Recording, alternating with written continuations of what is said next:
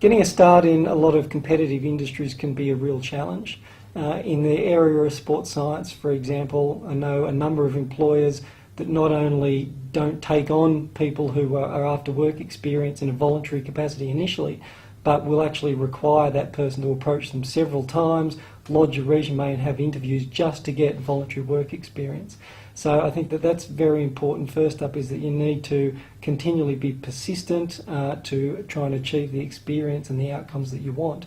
And if you really are dedicated to your goal, then really stick to that goal and really look at ways to achieve or get that initial experience. Once you're in the door, then it's a matter of ideally learning as much as you possibly can and then being patient with things. So because, once again, it is a competitive field and there's a lot of intelligent people in the area, then trying to specialise in something and potentially sticking at that even when it may not have any short-term benefit for you or the people that you're working with. And I guess one such example of that in my case has been working on some individual research for about 10 or 12 years, and it actually took us 12 years to get any financial return from that.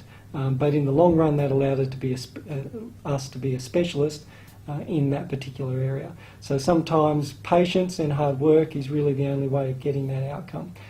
From an experience point of view, working in any area of sport, then quite often it's who you know. So getting that initial foot in the door becomes really crucial to developing networks and relationships so that it can lead to future opportunities down the line.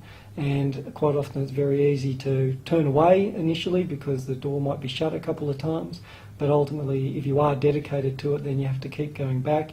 And as I said, voluntary work is probably the ideal starting point. It's not what is the ideal way of heading out of university from a financial point of view, but it's definitely something that I know myself and most of my colleagues have done, straight out of university or even in the last year or two of university just to get a foot in the door initially. In terms of what is valuable from an industry point of view, when we're talking with sport or the fitness industry, then the most valued thing is being able to care for those people who you're trying to assist.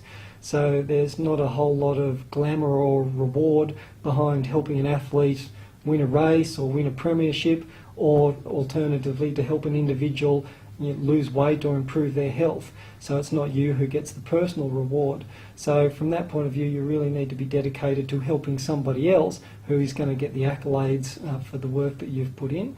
And you need to be willing to sacrifice a lot of time to do so. So once again, especially in the sporting field, athletes don't often train 9 to 5. It's generally out of hours, competition on the weekend, and it's a full-on job for them, and it becomes their life and their passion, and therefore you need to be able to respect that and be able to act in much the same way so that you're there when they need you to be able to assist.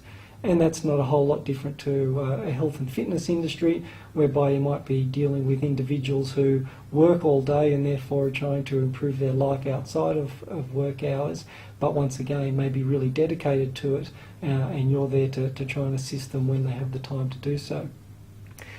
Being honest is something that's also very valuable. So especially in a sports point of view, then there's a lot of myths and quick fixes that are out there and can be discussed in the media, and while that might get you some short-term benefits and discussions with clients or colleagues, ultimately it's best to have a good, honest approach to things, and that means being able to give them authentic information when they need it, and then they're going to learn to respect you more for your long-term beliefs, and therefore be able to become reliant on you.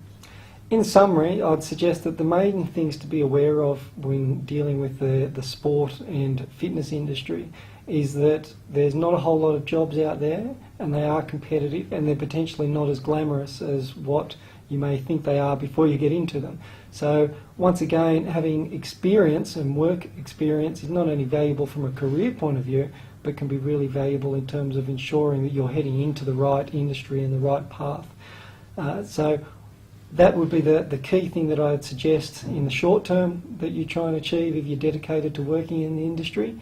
And beyond that, really trying to stick with it long term. So really, if you find that that is what you want to do, then develop a path and really dedicate as much time as possible to gaining as much experience as possible, while also working out the administrative or scientific side, which is understanding the requirements of your industry from a protocol, policy and ethical point of view.